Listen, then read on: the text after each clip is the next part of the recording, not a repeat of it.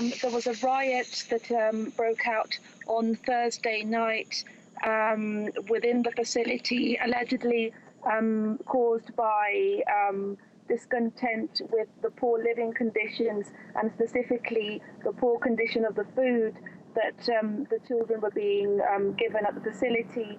During this riot, 60 minors escaped, and it is thought that the minors themselves caused the fire to begin with.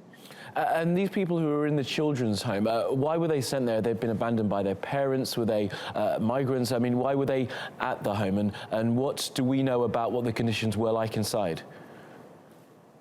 That's right. The children who lived there had been abandoned by their parents. They were victims of domestic violence, of people trafficking.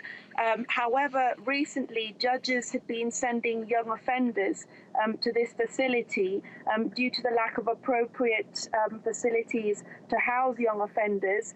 And it is thought that this was one of the main reasons that led to the tragedy to begin with, the fact that young offenders were being mixed with orphans and victims of domestic violence. It is known that at the facility there was room for 400 minors, but the house was vastly overcrowded and many more were living there when this tragedy happened. And as you say, it's thought that it may have been started by people inside the home. What are the authorities doing in terms of investigation, and will any criminal prosecutions be brought against those who may have started the fire?